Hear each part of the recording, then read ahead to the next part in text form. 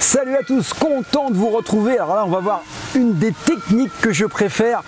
Mais je dis même que c'est la technique que je préfère en punch axilate parce qu'elle est destructrice.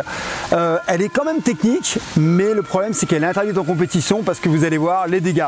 Alors j'ai pris Ryan, attention, ne reproduisez pas cette technique chez vous parce que vous allez voir qu'on va toucher une articulation qui est particulièrement fragile, c'est le genou, et la frappe est très puissante.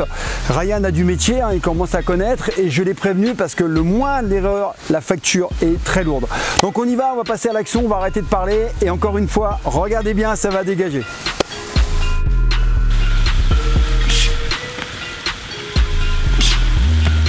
Donc très simple, Ryan m'attaque avec un coup de pied circulaire visage et en fait je contre en frappant sur le genou en coup de pied écrasant. C'est dévastateur et surtout l'impact est immédiat.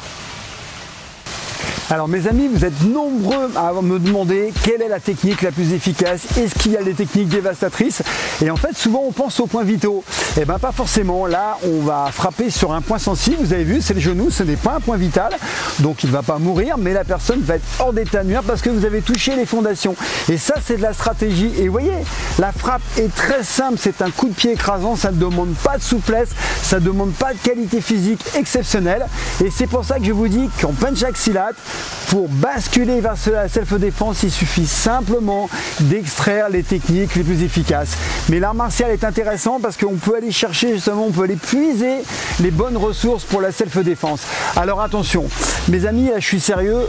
Là, ce qu'on voit, c'est une pratique avec quelqu'un qui a du métier, qui est préparé. Si vous frappez, même pas fortement sur un genou dans la position dans laquelle il est, les ligaments vont complètement sauter et là, vous allez léser le genou de votre camarade. D'accord? Même s'il est costaud, il n'y a pas de résistance musculaire puisqu'on touche une articulation avec des ligaments. Donc oui, le punch axilate est un art martial dévastateur. C'est un art de jungle, il n'y a pas de compétition. Pourquoi? Parce que justement, on touche les points vitaux, les points sensibles, et ça serait catastrophique. Le sport de combat est un sport où on préserve l'intégrité physique de l'adversaire. Donc ne mélangeons pas les choses. Là, on prépare le combat de rue, le combat de jungle. Pour le combat de rue civil, on extrait les techniques, mais ça part quand même d'une technique faite pour le combat de jungle, le close combat comme on dit. Donc faites bien la différence, et j'ai voulu passer ce message encore une fois. Donc faites-vous plaisir, travaillez sérieusement mais en sécurité. Allez mes amis, à bientôt pour d'autres techniques dévastatrices comme vous le souhaitez. Ciao!